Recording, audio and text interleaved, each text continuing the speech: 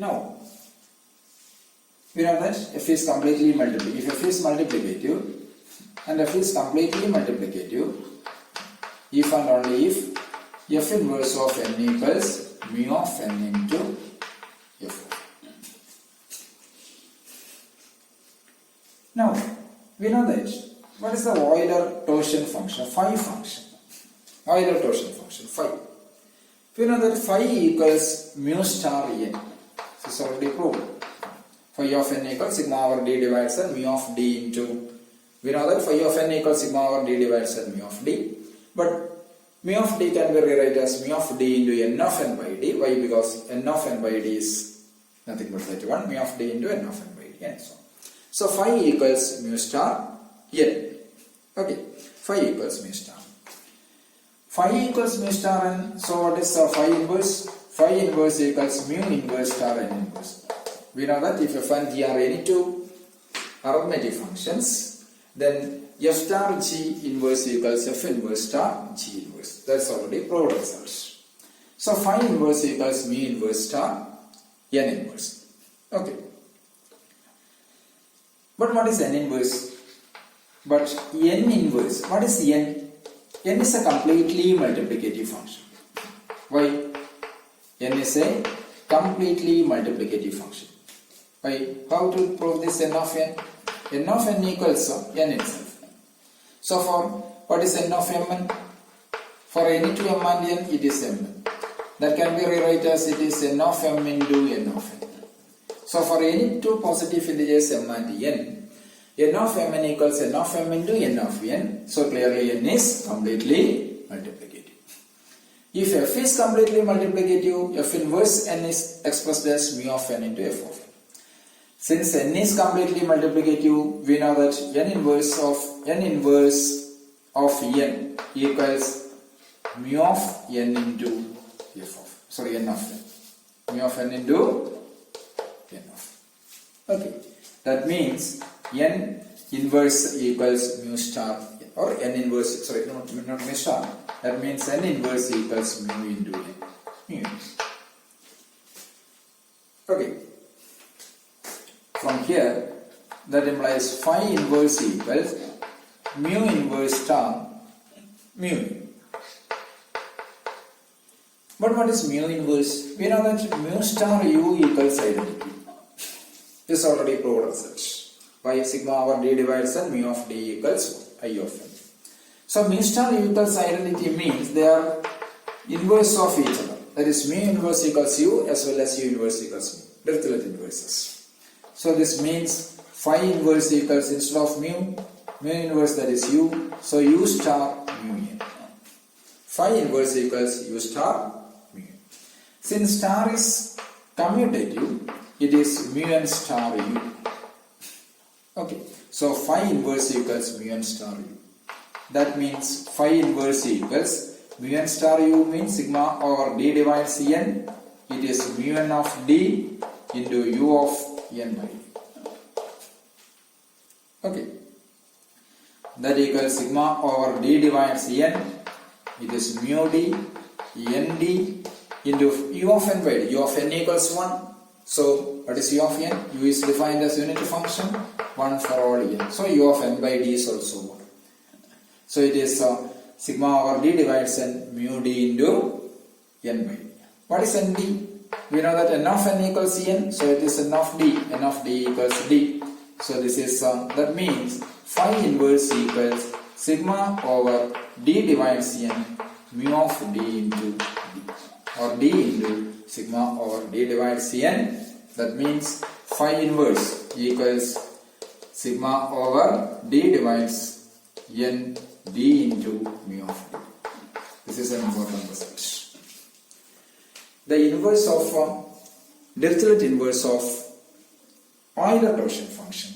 Phi inverse is nothing but sigma over d divides n d into mu of d. Agree? Okay. So now we are going to another result. That is, if f is multiplicative,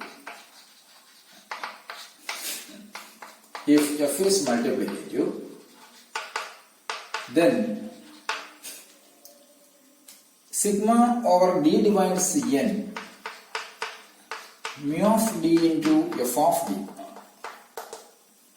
equals product p divides n 1 minus f of p. If f is multiplicative, then sigma over d divides n mu d into f of d equals product p divides n 1 minus f of p. How to prove? The proof is, let g of n, let g of n equals sigma over d divides n mu d into f of d. Okay. Let g of n equals sigma over d divides n mu d into f of d. What is g of mn? Consider g of mn. First we check g is multiplicative. Why? Because f is multiplicative. So g of mn is sigma over d divides mn mu of mn into f of n. Sigma over d divides mn mu of d into f of d. That is g of n. Okay. Now d is a divisor of mn and d is of the form d equals ab,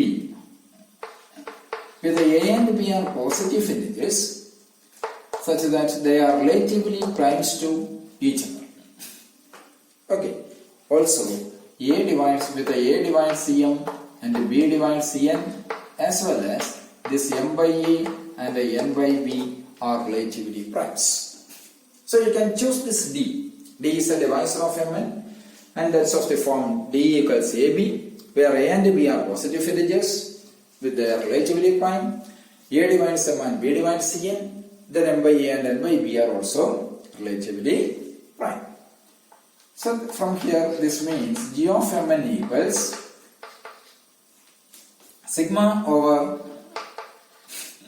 a divides m, b divides n, or ab divides mn mu of d. What is d? Mu of ab, f of d, f of ab. That equals sigma over a divides mn. What is mu? Mu is, we know that mu is multiplicative. So it is mu of a into mu of b. B divides n. What is f? It is given f is multiplicative, f of a into f of b. This can be rearranged as sigma over a divides n mu of a into f of a into sigma over b divides n mu of b into f of b. What is this one? This is g of a into what is the second sum? That is g of n. Why? Because of by definition. So clearly g of mn equals g of m into g of n for all m comma n foreign samples. Clearly g is multiplicative. Okay, with m and n are relatively nice. Then clearly g is multiplicative. Clear? So first we choose g of n equals sigma over d divides n mu d into f of d. Then after that we prove that g is multiplicative. Enough. Now, what's our requirement? Our requirement is that g of n is nothing but product p divides n 1 minus f of p. Let n equals, consider this n. Product p divides n p power a. P raised to a or p raised to alpha, whatever. A greater than or equals 1. P is a prime.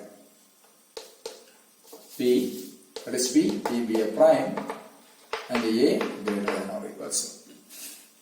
So what is g of n? G of n equals g of this one. That means product p divides n. Since g is multiplicative, so g of n equals product p divides n g of p power n. Okay, this is because of g is multiplicative. That is we already proved here. But what is g of p power a? G of p power a is, what is g of n? This one. So it is sigma over d divides p power a or p power as p power a. It is mu of d into f of d. Okay. What are the divisors of p power a? 1 is the divisor of p power a. So it is first term is the first term in the sum is mu of 1 into f of 1. P is the divisor of p power a. So the second term is mu of p into f of p. P square is also a divisor. Mu of p square into f of p square. Plus etc. Plus p power a is also a divisor. So it is mu of p power a into f of p power. Okay. We know that mu of 1 is 1. But f is multiplicative, f of 1 is 1. So it is 1. Okay. So it is 1 plus mu of p minus 1 into f of p. Mu of p square, square prime factor, 0. All the other term except the first becomes 0. Why? Because it's a square factor. So equals it is 1 minus f of p. G of p power a is 1 minus f of p. So what is from here? What is g of n? G of n is product p divides n. Instead of g of p power a, it is 1 minus f of p. That is what we require here. Agreed.